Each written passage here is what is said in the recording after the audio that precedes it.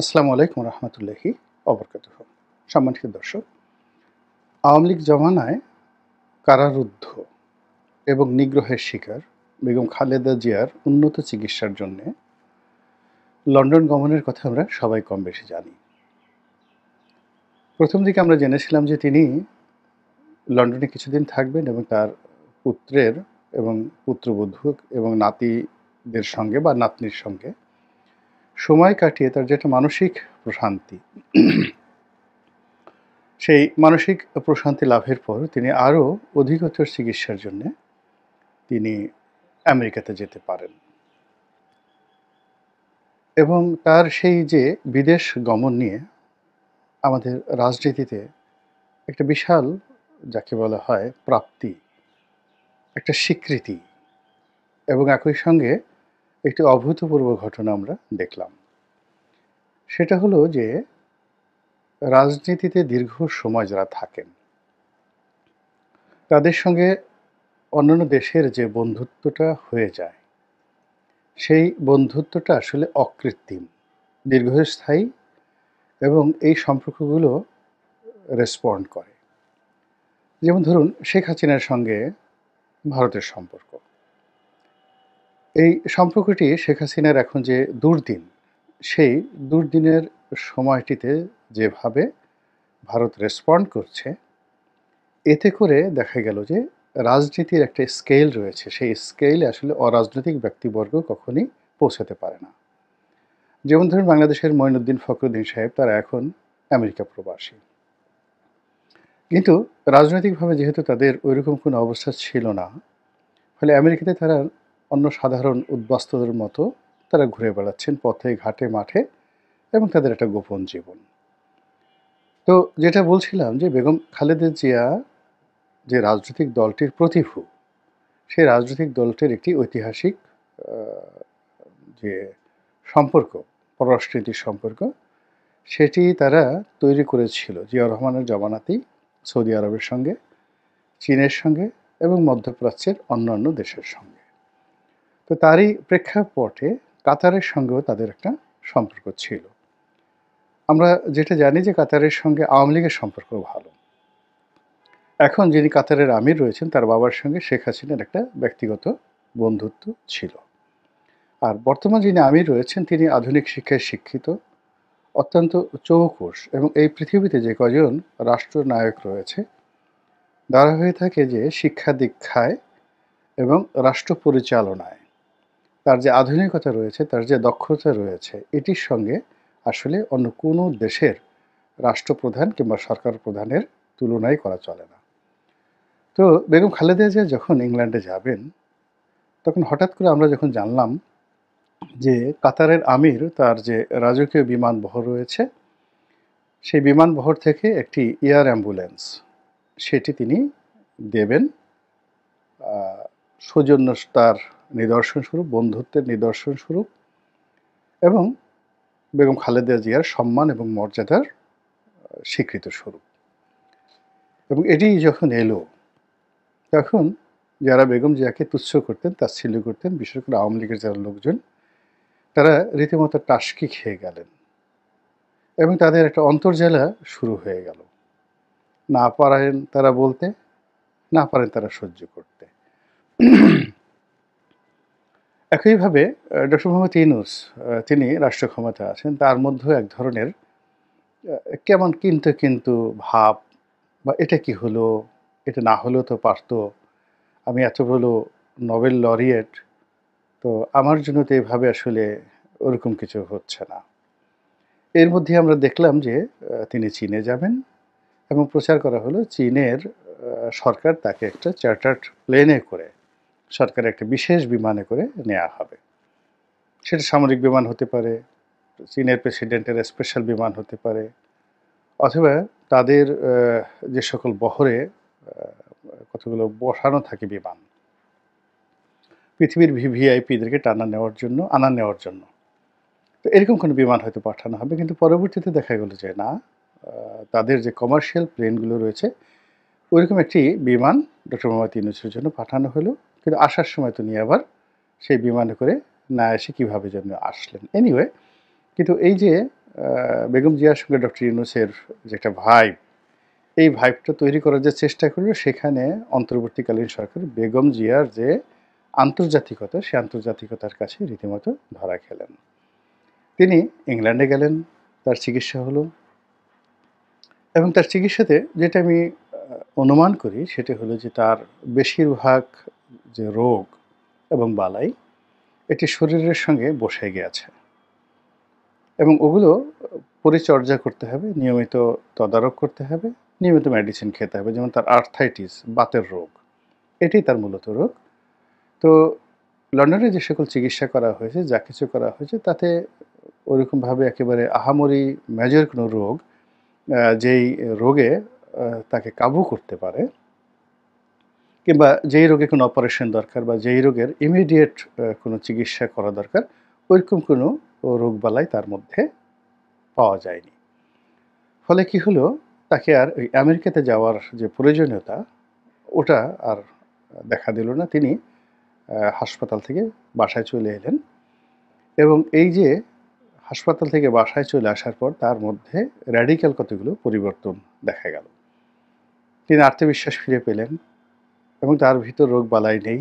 তিনি আবার সুস্থ হতে পারেন বা পারবেন, রাজনীতি করতে পারবেন, রাষ্ট্র ক্ষমতা পরিচালনা করতে পারবেন, দলের নেতৃত্ব দিতে পারবেন। এই বিষয়গুলো তার রক্তের মধ্যে একটা শিহরণ খেলে যেতে লাগলো। ফলে খুব অল্প কয়েকদিন পরে দেখলাম যে বিএনপির একটি অনুষ্ঠানে তিনি যে বক্তব্য দিলেন এবং সেখানে নেতাকর্মীদের সাথে তিনি যখন বক্তব্য দিচ্ছিলেন, তারেক রহমান সাহেব পিছনে দাঁড়িয়েছিলেন, ডক্টর জাহিদও পিছনে দাঁড়িয়েছিলেন এবং তিনি যে বসা অবস্থায় বক্তব্য দিয়েছেন, তাকে যথেষ্ট মার্জিত, উজ্জ্বল, যথেষ্ট শক্তিশালী এবং অনেক গোছানো এবং তার যে দীপ্তিময় যে চেহারা, তার চেহারার যে স্বাভাবিক সৌন্দর্য, মানুষ বয়স্ক হলে সাধারণত চেহারা বিকৃত হয়ে যায়, ভীষণ রকম বিকৃত হয়ে যায়। কিন্তু কিছু কিছু মানুষের বয়স হওয়ার পরে তার বয়সের গাম্ভীর্যের কারণে তার চেহারার মধ্যে এক ধরনের সম্মানের এবং মর্যাদার মাধুর্যময়তা ফুটে ওঠে, যেটি বেগম জিয়ার যে লন্ডনে বসে তিনি যে ভার্চুয়াল বৈঠকটি করলেন, তার মধ্যে সেটা ফুটে উঠল এবং তিনি সেখানে যে বক্তব্য দিলেন, লিখিত বক্তব্য, কিন্তু অত্যন্ত পরিশীলিত, কোনো রাগ নাই, ক্ষোভ নাই, ক্রোধ নাই, শান্ত, ধীর এবং স্থির। এবং তিনি সারা জীবনে ধীর স্থির, কিন্তু এই সময়টিতে বয়স যেন তাকে আরও ধীর এবং স্থির করে তুলেছে। তো এটা বিএনপি যারা লোকজন, তাদের জন্য যতই সুসংবাদ হোক না কেন, যারা বিএনপিকে পিছিয়ে রাখতে চায়, বিএনপি রাজনীতিকে অবদমিত করতে চায়, বিএনপিকে যারা শত্রু ভাবে, তাদের জন্য বেগম খালেদা জিয়া একটা রীতিমতো অ্যাটম বোমা। ফলে তিনি বাংলাদেশে আসবেন কি আসবেন না, আবার -2 হবে কি হবে না, এসব নিয়ে নানা রকম গুজব ছড়িয়ে পড়তে লাগলো। সত্য মিথ্যা আমরা কিছুই জানি না, কিন্তু মানুষের মুখে যা রটে তার কিছু না কিছু বটে। হয়তো আমরা অনেক কিছু চিন্তা করি বা অনেক কিছু করার চেষ্টা করি, কিন্তু পেছনে একটা শক্তিশালী নেটওয়ার্ক থাকার কারণে, পেছনে একটা শক্তিশালী যুক্তি থাকার কারণে সেই জিনিসগুলো আমাদের করা হয়ে ওঠে না। তো ১-১১ বা ২-১১ বা ৩-১১ এই ধরনের যে প্ল্যান প্রোগ্রাম, অর্থাৎ ১-১১ ধারাবাহিকতায় ২-১১, ২-১১ ধারাবাহিকতায় ৩-১১, এগুলো ঘটানোর জন্য যে লোকজন নেই বা চিন্তা ভাবনা করছে না, তা কিন্তু মানে আপনি বুকে হাত দিয়ে বলতে পারবেন না। কিন্তু এই জিনিসগুলো সফল হচ্ছে না, এই কারণ হলো যে রাজনৈতিক অঙ্গনে, অর্থাৎ ১-১১ বা ২-১১ বিরোধী যে শক্তিসমূহ রয়েছে, তাদের যে দৃঢ়তা, তাদের যে ঐক্যবদ্ধতা, এর কারণে এই কুশীলভরা আর সেই সাহস পায়নি। তো যাই হোক, বেগম খালেদা জিয়া আসবেন কবে, তারপরে তারেক জিয়া আসবেন কবে, এগুলো নিয়ে যখন কথাবার্তা হচ্ছে, সন্দেহ বাড়ছে, গুজব বাড়ছে, ঠিক সেই সময়টাতে আমরা জানলাম যে বেগম খালেদা জিয়া বাংলাদেশে আসছে। সঙ্গতি কারণে আমরা আগে জেনেছিলাম যে কাতারের আমিরের সেই এয়ার অ্যাম্বুলেন্সে আসবেন, কিন্তু পরবর্তীতে দেখা গেল যে না, সেটা না, তিনি বিমানের একটা রেগুলার ফ্লাইটে আসবেন এবং এখানে তাকে অনেকে রীতিমতো মিসকিন বানানোর চেষ্টা করলেন। আবার অনেকে সেই মিসকিনের মধ্যে তাকে গৌরবান্বিত বানানোর চেষ্টা করলেন। লন্ডন থেকে যে বিমানে রেগুলার যে ফ্লাইট আসে, তো সেই ফ্লাইটটি সিলেট হয়ে আসে। তো বিমানের পক্ষ থেকে নাকি প্রস্তাব দেওয়া হয়েছিল যে ম্যাডাম আপনার সৌজন্যে এই ফ্লাইটটি ঢাকাতে ল্যান্ড করানো হবে, তারপরে সিলেট যাবে। তো বেগম যে এই প্রস্তাব নাকচ করে বলেছেন যে না, এতগুলো যাত্রী, তাদেরকে কষ্ট দেওয়ার দরকার নেই। এরপর তিনি বলেছেন যে আমি সিলেটেই অবতরণ করব এবং সেখান থেকে ঢাকা আসবো অ্যাজ ইউজুয়াল। তো এগুলো নিয়ে অনেক কথা হচ্ছে, অনেক বার্তা হচ্ছে। ঠিক এই সময়টিতে আবার নতুন করে আমরা জানলাম যে না, তিনি বিমানের ফ্লাইটে আসছেন না, তিনি কাতারের আমিরের ফ্লাইটে আসছেন, অর্থাৎ তার দেওয়া যে উপহার এয়ার অ্যাম্বুলেন্স সেটাতে করিয়ে আসছেন। আপনারা জানেন যে কিছুদিন আগে আমাদের প্রধান উপদেষ্টা কাতারে গিয়েছিলেন, সেখানকার প্রধানমন্ত্রীর সঙ্গে বৈঠক হয়েছে, কিন্তু কাতারের আমিরের সঙ্গে তার কোনো বৈঠক হয়নি। তো এই জন্য কাতারের আমিরের যে এয়ার অ্যাম্বুলেন্স, সেই এয়ার অ্যাম্বুলেন্স নিয়ে সরকারের কোনো ফন্দি ফিকির কিংবা সরকারের কোনো যাকে বলা হয় ইতিবাচক নেতিবাচক, এগুলো নিয়েও মানুষ কিন্তু নানা রকম সংযোগ খোঁজার চেষ্টা করছে এবং নানা রকম সমালোচনা করার চেষ্টা করছে যে পর্দার আড়ালে অনেক কিছু খেলাধুলা করার চেষ্টা করা হয়েছে, কিন্তু আসলে বিএনপির ডিপ্লোম্যাসির সঙ্গে পেরে ওঠে নাই। ঘটনা যাই হোক না কেন, বাংলাদেশের একজন রাজনীতিবিদ, বাংলাদেশের কয়েকবারের সাবেক প্রধানমন্ত্রী, তিনি তার জীবন সায়াহ্নে এসে বাংলাদেশের একটি বন্ধু রাষ্ট্রের কর্ণধার বা প্রধানের নিকট থেকে যে সম্মান এবং মর্যাদা তিনি পেলেন, এটা আমাদের জন্য একটা ইতিবাচক বিষয় এবং এজন্য কাতারের আমির এবং কাতার সরকারকে অবশ্যই আমাদেরকে ধন্যবাদ দিতে হবে। বেগম জিয়া বাংলাদেশে আসছেন, আসার পর বাংলাদেশের প্রকৃতি এবং পরিবেশে তিনি অবশ্যই তার যে সুদীর্ঘকালের অভিজ্ঞতা, সেই অভিজ্ঞতা অনুযায়ী তিনি সিদ্ধান্ত নেবেন, তার দলের সমস্যাগুলো তিনি চিহ্নিত করবেন এবং রাজনীতিতে তিনি একটি দিক নির্দেশনা দিবেন। এর কারণ হলো যে বাংলাদেশের রাজনীতিতে, চলমান রাজনীতিতে তিনি বিভিন্ন দিক থেকে কিংবদন্তি। জেল খেটেছেন, জেল থেকে বের হয়েছেন, প্রধানমন্ত্রী হয়েছেন, প্রধানমন্ত্রী ক্ষমতা হারিয়েছেন। তো উত্থান এবং পতনের অনেক যে ধারা, উপধারা, সব কিছুর মধ্যেই তিনি যে বেগম জিয়া, তিনি যে শহীদ প্রেসিডেন্ট জিয়াউর রহমানের স্ত্রী এবং বিএনপির নেতা, এই তিনটি পরিচয় একত্রে তিনি ধারণ করেছেন।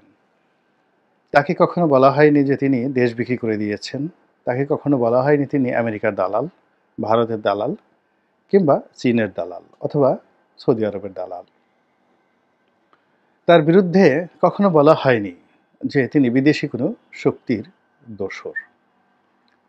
তিনি কারো পরামর্শে রাষ্ট্র চালান, বিদেশি শক্তির পরামর্শে, কিংবা বিদেশি কোনো কোম্পানির সাথে লেনদেন করে তিনি বা তার পরিবার আখের গোছান, এই ধরনের কোনো বদনাম বিরোধী পক্ষ তো দূরের কথা, একেবারে ইবলিশ শয়তানও মানুষের মনে ওয়াসা দিতে পারেননি। তো কাজেই এত ভিড়ের মধ্যে, এত কন্টামিনেশন, দূষিত আবহাওয়ার মধ্যে তিনি যে বেগম খালেদা জিয়া, তিনি যে সাবেক প্রধানমন্ত্রী, তিনি যে একজন মহিয়সী নারী এবং সম্মানিত নারী, এই পরিচয়গুলো যে তিনি ধরে রাখতে পেরেছেন, এটাও বাংলাদেশের রাজনীতির জন্য একটা ইতিবাচক ধারা এবং অনুকরণীয়। আল্লাহ আমাদের সবাইকে হেদায়েত দান করুন এবং হেফাজত করুন। আসসালামু আলাইকুম ওয়া রাহমাতুল্লাহি ওয়া বারাকাতুহু।